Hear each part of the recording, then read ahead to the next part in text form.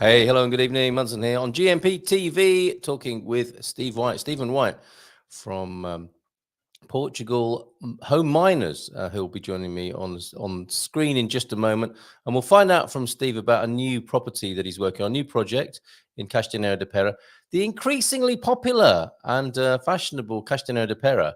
Although he might not thank me for saying that, not yet anyway, not until his property is completed. He'll be telling us all about that project over there. I'll be heading over there for their fabulous craft beer festival later this month. Fabulous place to be, to go and check out. Steve will tell us a little bit more about the location and obviously the building as well. And I believe he's in Portugal this evening, so he'll have an update from his part of the country on the horrible wildfire situation here in Portugal as well. So any questions you've got for Steve, do pop them into the chat this evening, or go take a look for yourself at Homeminers.com is the website for Steve. So let's bring him onto the screen now. Good evening to you, Steve. Hey, how's it going, brother? Pretty good. I mean, obviously, I think the pair of us are a little bit shocked by what we're seeing in front of us on the TV screens and on social media with the terrible fires that have been here in Portugal over the last, 36 hours or so. How is it where you are, and how are you? Right now I'm in Figueira de Foz, which is along the coastline in the Silver Coast, for anyone that doesn't know. Yeah. Yesterday I was in Port. Was it yesterday? Yeah, yesterday I was in. Sorry, everything is just mixing together. Yes. Yesterday I was in Porto, and we were making our way down to Figueira de Foz. It took us about a drive that usually takes about an hour and a half. Took us about 5 hours and 45 minutes to get down here. Right. And this is when the roads are being closed off, people are being diverted, being sent home and evacuated all over the place. Yeah, unfortunately, we were on a strict timeline, and especially after being in the oil and gas and dealing with the fires in Canada, I kind of knew that waiting is never a good idea. So I decided to find alternative routes to get around it. We went down farm roads, dirt roads, cornfields, you name it, to get around, making sure that we were out of there. And I'm glad we did, because I think once we got to the hotel in Figueira, we found out that entire area was on fire. Good heavens. Wow. Pretty sobering, isn't it, at the moment? And you say you've got some experience, have you, from Canada? Yeah, so Canada, where I worked for about 10 years in central Alberta and northern Alberta, it's very common to get forest fires out there, because it's heavily, it's kind of like central Portugal. This is one of the reasons why I like being out here as well, too, is it's very similar. It has the same kind of environment where you have the mountainous regions, but the only thing you don't get back home in Canada and in central Canada is the beaches. You get the river beaches, but you're not 1 hour away from the beach. Well, that's a bonus. And you certainly are at the seaside tonight, aren't you, in Figueira de Foz, here on business in Portugal. And that business is revolving partly around the property that we're going to have a look at tonight. We have a chat every fortnight, of course. It's this is the Homeminers Property Investment Show, isn't it? Every other Tuesday evening at around this time, and we have a chat together and have a look at how things are going with you and your organization. So shall I bring onto the screen Exhibit A, if you like, tonight? Yeah, so today, I don't even know. Where should I start, Carl? Well, we've got this property that I'd like to have a look at tonight, if it's all right with you. The T4 in Castanheira de Pêra, where there seems to be a lot of attention. Maybe it's just me and the craft beer festival I'm going to at the end of the month. But Castanheira is an amazing little town, isn't it? We've talked a little bit about it before, and you were on the breakfast show talking about this property recently. Tell us more about it for the purposes of people who are tuned in specifically with an idea to invest and see what you're doing in central Portugal. Yeah, so how we started out was we were looking for areas that are due for growth. So I specialize on research and development when it comes to the property investment side of things. So I help people find cash flow investment opportunities in which not only can they rent the property for a profit, but they can also sell it for a profit as well, too. So in the case of this property, we were able to purchase it at a low price. But it's got a complete revamp of the entire unit. The renovations we were aiming to have done last month, but it's just timings with August is when everything shuts down in Portugal. So it was difficult to get materials or making sure that, the people that are working with the contractor are at work as well too. So we kind of take that August month as a month of where everything shuts down. So everything is about a month and a half overdue, but it's due to complete towards the end of this month. Right. That's show business, though, isn't it? These things do happen, and I'm sure you've got contingency in place for such an eventuality. This is a huge place. The slide for the show this evening is that actual property, is it not? That we had advertising the show, your Pêra Palace, as I've called it. That's the building right there, with you standing in front of it by the magic of. Yes. So that's what it looked like when we first purchased it. Yeah. Now that outside stairs is enclosed, I believe. I'm not too sure if you saw it. I believe I'm not too sure if it was in the Google Drive that I sent you. Yeah. But we've now enclosed the outside stairs to be the inside stairs. Oh, it was very actually good. separated into 2 apartments, in which we've now made it into a 3-story building. Oh, okay. So it's a huge building, isn't it? Just looking at the vital statistics here, 224 square meters, 10 rooms, 4 bedrooms, and 4 bathrooms. Because sometimes you might think, oh, it's great, it's got a load of bedrooms, but not many bathrooms. This has got a bathroom for each bedroom. And is that the original plan, or is that how you're shaping it up? So what our plan was for this project was for us to purchase it and sell it as an asset to someone that maybe wants a summer home, or let's say someone is retiring in Portugal, but they have the opportunity to cash flow from it as well too. So what we've done is we've finished the adega that was downstairs in the basement, and turned it into a basement suite, so that they can rent it out either on Airbnb or a short-term rental, and then or they can have it as a long-term rental, which either way should offset the cost of the mortgage each month. Very good. This is how you roll, isn't it? Create cash flow rather than it being a rich dad, poor dad, dead asset of a home. Well, not really an asset, a liability if you live in it. There's some cash flowing from the basement, it turns out, on this one. How many bedrooms does that leave for the principal house once you've got the self-contained flat below? The principal house has 3 bedrooms and 3 bathrooms, and then the basement has 1 bed, 1 bath.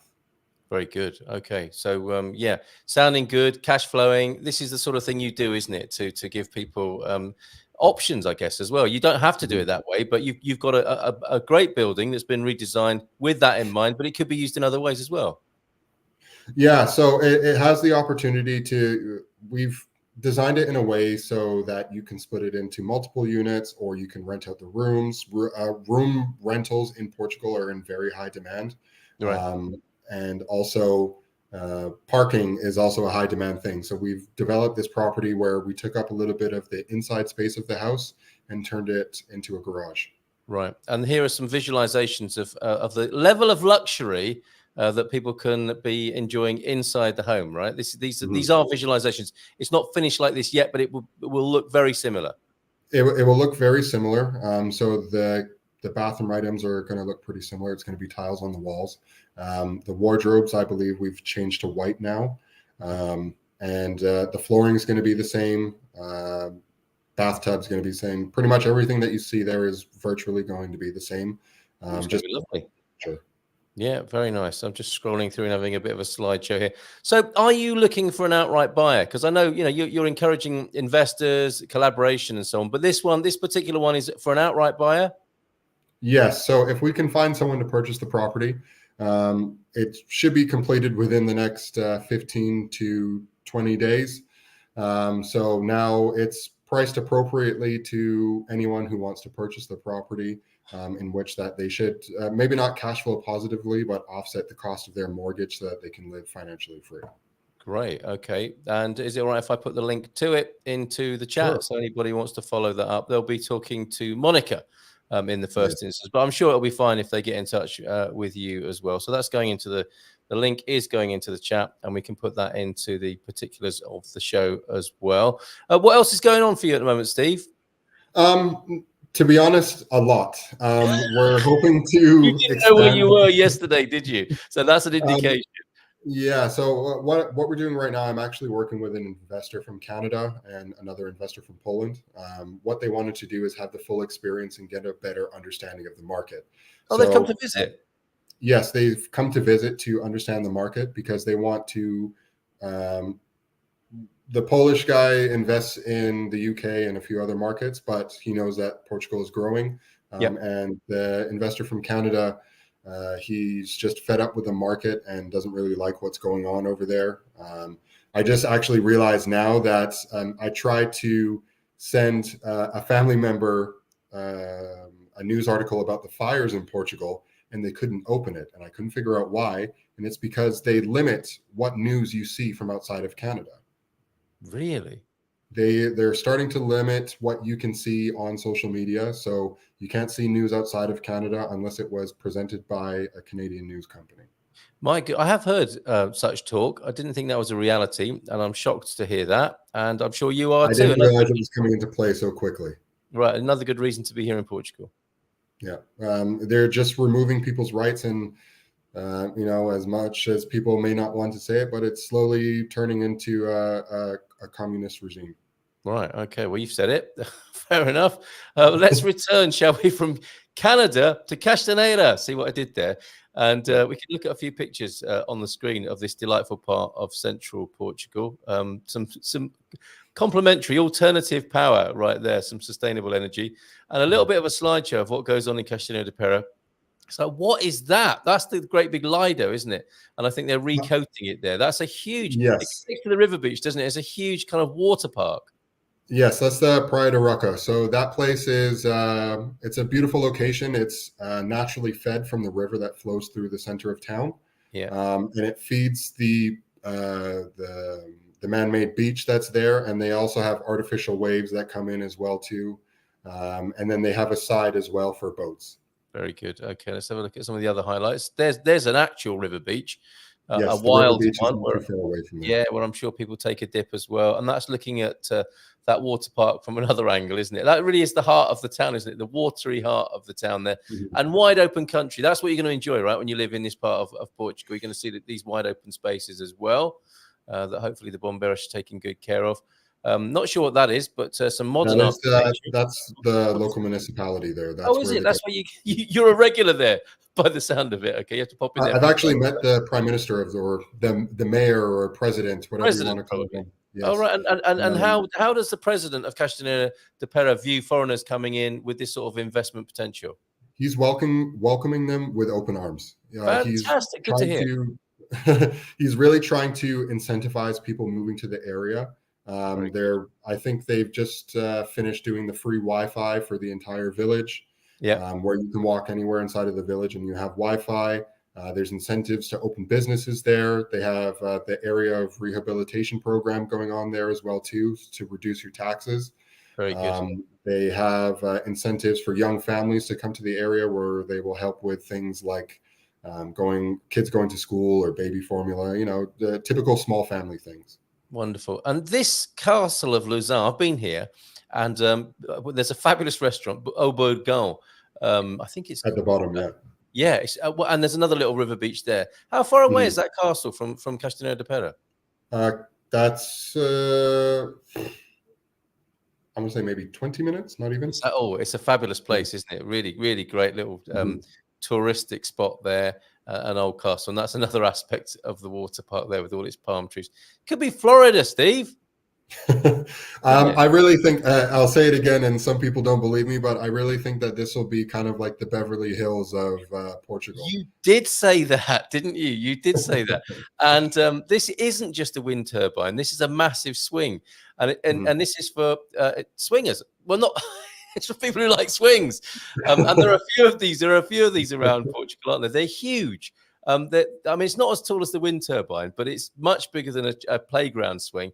And you can sit on this and presumably look at the massive vista in front of you and get these sort of views looking the other way as well. Look, boardwalks through the countryside. Normally you'd see those. You've got those at Figueira de Foz where you are. I've got those at San Martino de Porto. There they are through the countryside near. And that's another river beach as well, but not far from there too. So brilliantly located. Excellent stuff. Castanheira de Pêra. That's the T4. Is there anything else you want to say to us this evening before you go? I would definitely say that for people that are considering coming to Portugal, don't buy. In my personal opinion, I don't think it's a good idea to purchase property without seeing it first. I know a lot of people buy property blind and say, "Oh, I'm moving to Portugal," but they don't actually understand whether or not Portugal is a place for you. Right. Okay. Are you saying that from a particular experience you've had? Yeah, so we get a lot of people saying that they want to buy properties here, or they want to move to Portugal because they hear about how good it is. But what they don't understand is that not everything is going to be the same as what they're used to back home. Right. So Okay. let's take, for example, the sometimes speed is not a forte of the Portuguese environment. Mm-hmm. For example, August. Good luck getting stuff done in August if you want to get construction done or any sort of manual labor Is done. that why you're a month behind with this one? It's a little bit of the reason Right. why. Yeah. Okay. I'm Fair not enough. going to go too deep into that one, but No. it's one of the reasons. But there's a lot of positives. I'm not going to say that there's negatives, but there's maybe some issues that can maybe pose problems for other people. Me, I learned to work with them, and I learned to grow with the Portuguese environment. Yeah, that's right. It's different, isn't it? You can Mhm. make it wrong if you want. You can make it negative or bad if you want. But basically, it's just different. And if you want to be here and enjoy the incredible upside that Portugal has to offer, you've got to get with that program of dealing with some of the things you're not used to or not expecting, or even are sometimes offended by. It's a different culture, and you've got to get used to that. Yes. Yes, in Portugal, sometimes no reply is a reply. Very good. Do you want to say more on that? Actually, yeah. Before we go, let's just have a couple of minutes more, maybe, of shared intelligence on this. What do Sure. you mean by that exactly? Sometimes a lot of people say, well, I've messaged an agent or I've messaged the lawyer and they didn't reply to me. And sometimes they will not reply to you unless they have the answer that you're looking for. Yeah. So if they cannot provide you with what exactly you're looking for or the question that you were asking, sometimes they just plainly won't answer because they can't help you. Yep, fair enough. And this is a relationship based culture, isn't it? A relational Yes. culture, not a transaction culture. If you're coming from a country where you pay for your service, and the more you pay, the more service you expect, you might be in for a little bit of a rude awakening here. And Yes. throwing money at things is not going to really necessarily change things either. No. Either. How about I double the money I'm giving you? Well, you can if you want, but it's going to be exactly the same situation, and Exactly. perhaps a little bit insulting as well. So don't try that. It's about relationships, not about transactions, and Mhm. that probably relates to the communication thing you were talking about. It's probably better to just rock up, isn't it? Go see people, Mhm. call them. Don't send emails and expect them to be answered. If you live Mhm. in a culture where not responding to an email is rude and puts the emphasis on the other person to respond, forget about that here in Portugal. It just doesn't work like that, does it? Yeah, I definitely, that's kind of something where I'm capitalizing on it now. Right. Working with people that can provide the speed that people need. So when it comes to investing in property, needing legal services, contractors, I've kind of intertwined myself into quite a few locations across Portugal, um, especially through my networking events as well too that I host in Portugal. We have an opportunity to bring people together so that you can find exactly what you're looking for or the people that are willing to work at the speed that you're asking. Right. And it was just a matter of researching and making that happen, as it sounds like you've done. When is the next of these networking events, Steve? The next one is on October 25th, and it's going to be in Figueira da Foz. Very good. Okay. So, yeah, that's going to be an interesting weekend. I mean, it's worth people flying over, isn't it? To maybe come and see some of your projects and come along and meet people, actually meet people. Like you say, don't just buy somewhere here. Come and find out for yourself if this is going to work for you, this culture in this country. 100%. For the people that live in the UK, Portugal it's literally cheaper to fly to Portugal between September and about April. You Yeah. can fly to Portugal less than what it costs to take a train from London to Birmingham or from London to Newcastle. It's incredible. Literally cheaper to do that. Yeah. Yeah. Sometimes I can get a flight and rental car for under £200. And even in October, you might experience some lovely weather. You might not, Yes. but it's possible. You know that you can have a what's called a San Martino to summer here, which is Mhm. still summery in November. So it might be, if you get one of those this year, that you'll be in Figueira da Foz having a fantastic time, as well as finding out more about what Steve's doing over here in Portugal. So last word to you then, Steve. I would just like to say, because I've had a few people reach out to me, I do help with finding your property in Portugal or finding your next investment in Portugal, just send me an email or send me a message on WhatsApp or whatever is easiest for you, and I will reply as soon as I can. But investing in Portugal, you have to really consider the long-term aspect of things. Out here, we're seeing rental yields of 8% and above. Good luck trying to do that in the UK. They're also offering mortgages. If you know someone under the age of 35 that would like to get started in the property market, we will be going over this in my event on the 25th of October. If you're under the age of 35, you can obtain a 100% mortgage. It's a nice offer, that, isn't it, from the Portuguese government? Yes, right, and it's for foreign and locals. Right, very good. I've got a number ending in 41. Is that your WhatsApp number that I can share with people on the screen?